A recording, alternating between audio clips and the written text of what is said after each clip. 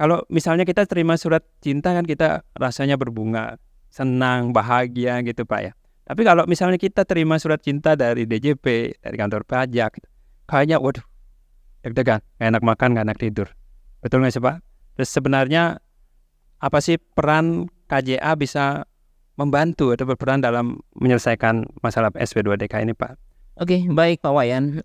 Begini, jadi sebagaimana sering disebut bahwa SP2DK merupakan surat cinta, benar sekali. Itu adalah bentuk kecintaan Direktorat Jenderal Pajak kepada wajib pajak untuk memberikan perhatian khusus kepada wajib pajaknya. Wah. Nah, kita berangkat dari sini. Jadi bagaimana peran KJA terhadap wajib pajak di sini? Jadi karena bentuk surat cinta tersebut yang bahasa formalnya adalah surat permintaan penjelasan atas data dan atau keterangan. Itu adalah definisi SP2DK.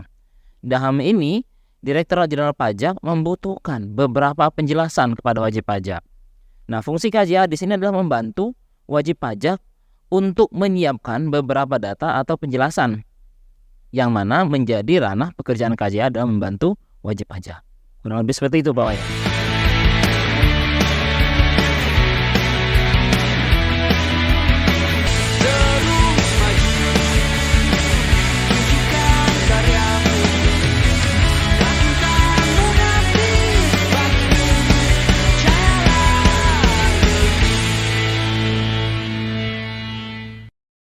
Halo Sobat IAI, selamat datang di podcast IAI. Saya dengan Wayan Tek, anggota Kompartemen Akuntan Kantor Jasa Akuntan. Hari ini kita kedatangan 2 tamu istimewa yang akan menemani saya berbincang di studio IAI ini. Selamat siang Pak Febrian, apa kabar? Selamat siang Pak Wayan. Baik, alhamdulillah. Pak Yudika, selamat siang. Selamat siang Pak Wayan. Jauh-jauh datang dari Jogja ya Pak? Iya Pak.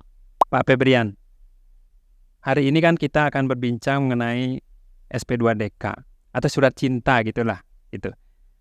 Kalau misalnya kita terima surat cinta kan kita rasanya berbunga, senang, bahagia gitu Pak ya.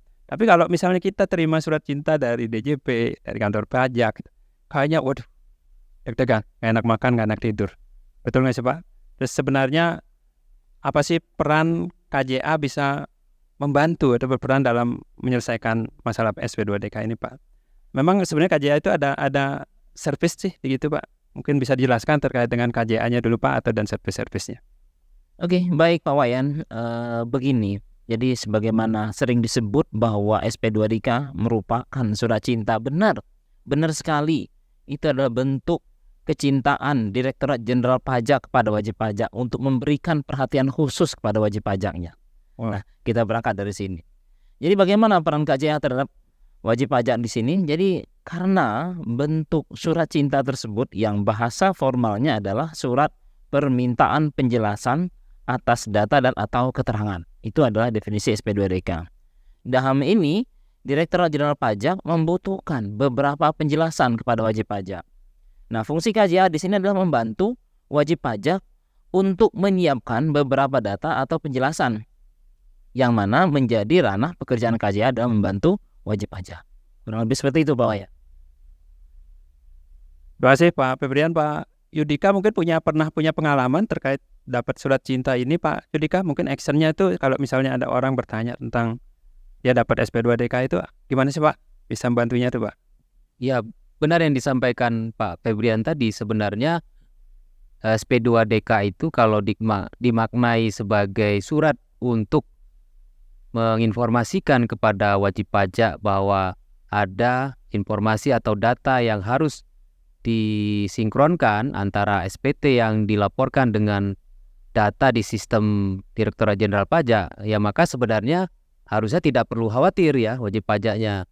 Nah, tinggal bagaimana nantinya wajib pajak tersebut menjelaskan terkait dengan informasi atau data yang ditanyakan oleh kantor pajak. Nah, kita sebagai kantor jasa akuntan memiliki peran untuk bisa membantu wajib pajak karena kita selain memberikan jasa kompilasi, kemudian jasa pembukuan, jasa pendampingan atas laporan keuangan, nah kita juga bisa membantu memberikan jasa perpajakan kepada para pengguna jasa kantor jasa akuntan. Wah, excellent sekali. Pak Febrian, tadi Pak Yudika sudah memberikan penjelasan terkait peran dari KJA. Kalau KJA kan lebih kepada, kalau saya pahami itu kan lebih pada memberikan jasa pembukuan, akuntansi lah gitu Pak. Nah, kaitannya dengan SP2DK ini dari sisi akuntansinya gimana tuh Pak? Jadi begini, wajib pajak itu kan mempunyai kewajiban untuk melaporkan. Kewajiban perpajakannya yang tertuang dalam SPT, Surat Pemberitahuan Tahunan. Yes. Ya. Nah, informasi yang tertera dalam SPT tersebut merupakan informasi yang real, yang sudah dilakukan oleh wajib pajak. Nah, data-data terkait informasi tersebut harus tertuang dalam laporan keuangan yang sesuai dengan yang dilaporkan. Jadi begini, sebagian besar terjadi SP2DK itu karena adanya ketidaksesuaian antara data yang dilaporkan dengan data hasil temuan Direktorat Jenderal Pajak. Jadi seperti ini Pak Wayan, kalau kita ambil contoh. Bagian keuangan perusahaan melaporkan pajak. Namun, bagian pajak melaporkan data yang tidak sinkron dengan bagian keuangan. Itu kenapa? Karena laporan keuangan yang dibuat oleh bagian keuangan perusahaan itu tidak sama dengan data yang dilaporkan. Kemungkinan adalah bagian pajak bekerja sendiri, kemudian bagian keuangan bekerja sendiri. Nah, yang seharusnya terjadi adalah ini berada dalam satu garis. Artinya apa? Laporan keuangan yang diinput oleh bagian keuangan itu juga dilaporkan untuk ke Direktorat Jenderal Pajak, apakah itu dalam bentuk SPT masa PPN ataupun penjualan yang dilaporkan dan ataupun berbagai transaksi lainnya. Nah, disinilah peran KJA membuat atau mengkompilasi laporan keuangan yang sesuai sebagai pendukung laporan untuk perpajakan. Wah, sebenarnya keren sekali ya peran KJA di sini ya, Pak Yudika. Katakanlah misalnya ketika wajib pajak itu terima SP2DK setelah konsultasi ke kantor pajak gitu. Kemudian wajib pajaknya bilang bahwa laporan keuangan ini saya disusunkan oleh KJA loh Pak. Itu ada, kalau misalnya Bapak pernah ngalamin, ada impact-nya nggak sih Pak gitu? Misalnya yang disusunkan oleh KJA dengan yang tidak disusunkan oleh KJA seperti itu, Pak Yudika. Oh, tentu ada impact yang cukup besar ya, karena ketika laporan keuangan wajib pajak disusun oleh kantor jasa akuntan, maka apa yang dipikirkan atau yang diekspektasikan oleh kantor pajak, laporan keuangan tersebut adalah laporan keuangan yang sudah disusun secara standar dan benar-benar sesuai dengan transaksi yang terjadi, sehingga kepercayaan mereka bahwa laporan keuangan yang dilampirkan dalam SPT tahunan itu adalah laporan keuangan yang handal, yang akurat, sehingga data-data atau informasi yang disampaikan itu sudah benar. Nah, kita sebagai kantor jasa akuntan tentunya turut nantinya akan membantu kantor pajak atau pihak Fiskus untuk bisa memahami bahwa laporan keuangan tersebut adalah laporan keuangan yang sudah sesuai dengan standar akuntansi. Menarik sekali sebenarnya, menarik Pak. Mungkin boleh saya menambah. Silakan.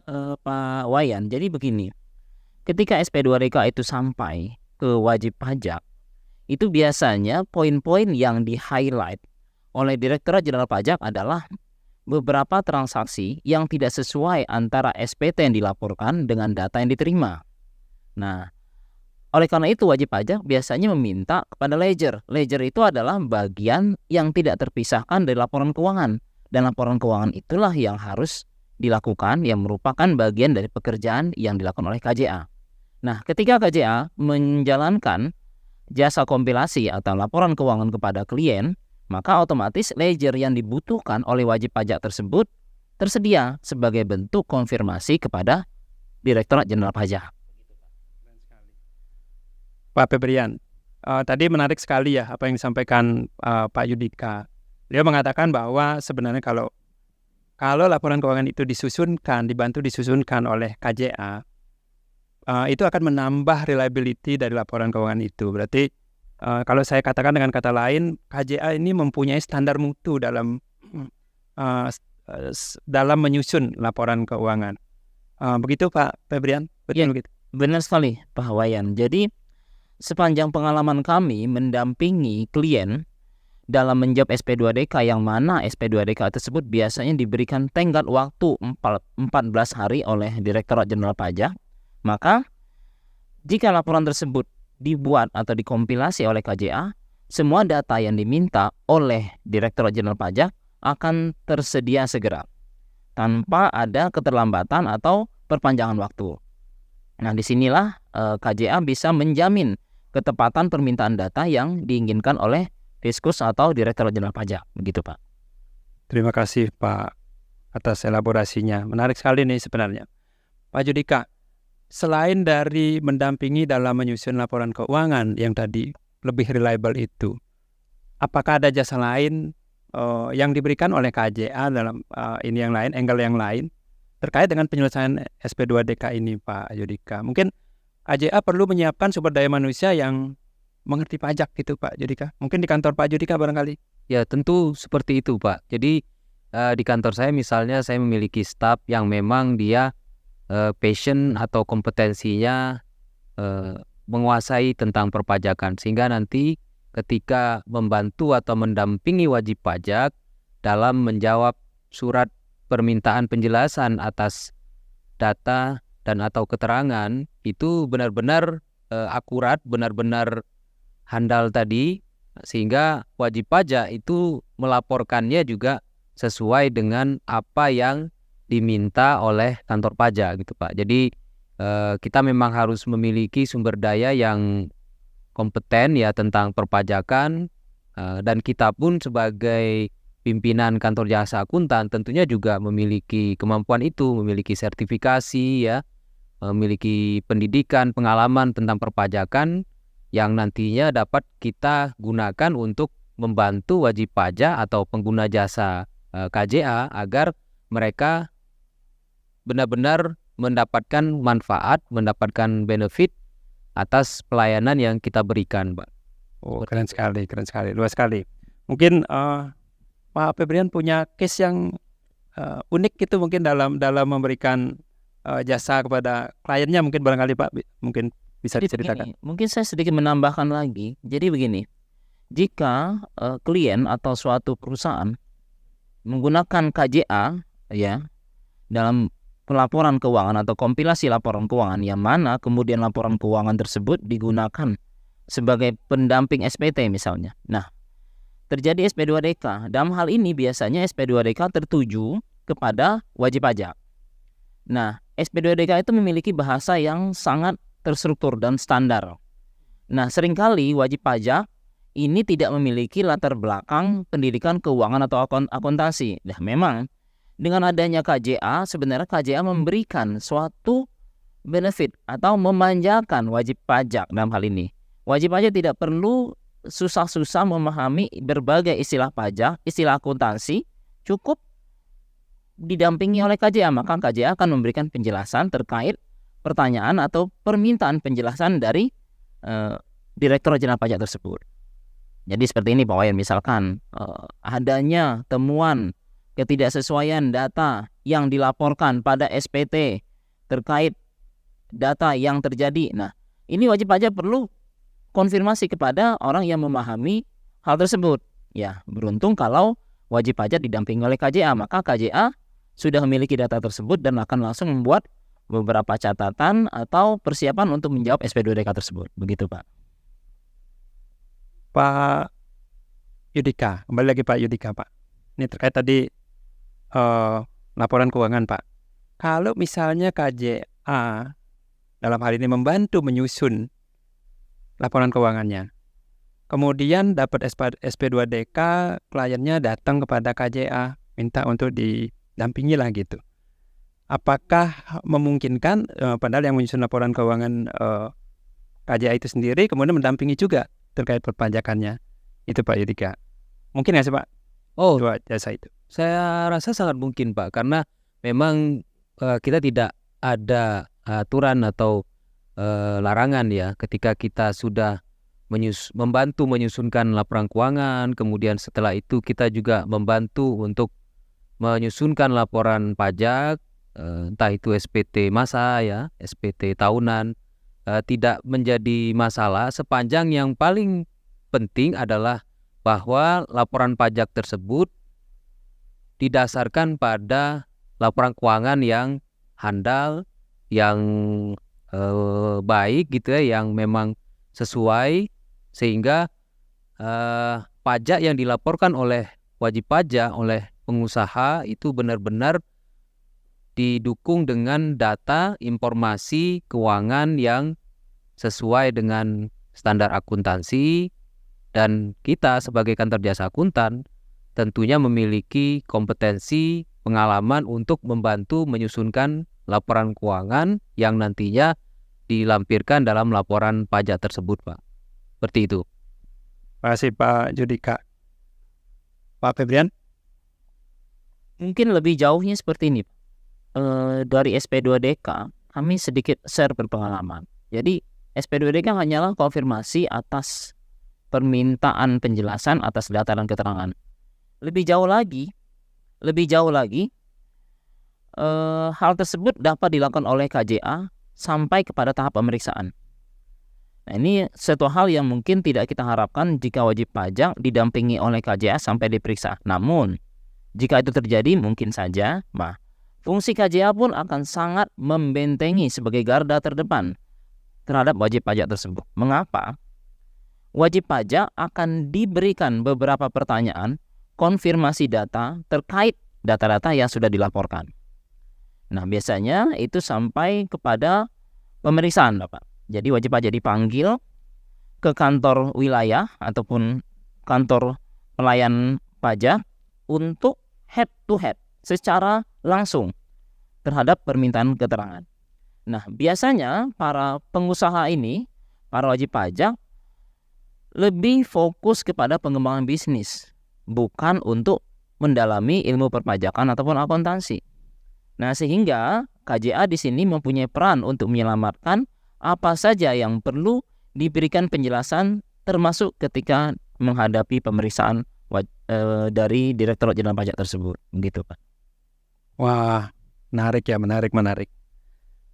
Jadi sebenarnya kalau misalnya ada SP2DK, sebenarnya bisa dong minta bantuan KJA dalam hal ini untuk membantu, mendampingi dalam penyelesaian SP2DK itu. Gitu ya Bapak-Bapak ya? Ya, tentu, Pak. Tentu. Baik, Sobat YAI, demikian podcast kita hari ini. Jadi ingat, hadapi SP2DK, pakai KJA saja. Untuk mencari KJA di sekitar Anda, kunjungi Find KJA di kja.yaiglobal.or.id. Demikian episode kali ini. Terima kasih sudah menyaksikan. Jangan lupa like and subscribe YouTube YAI, karena ada banyak ilmu yang dapat dipelajari. Saya Iwayan Tek, pamit undur diri. Sampai jumpa di episode selanjutnya. Terima kasih.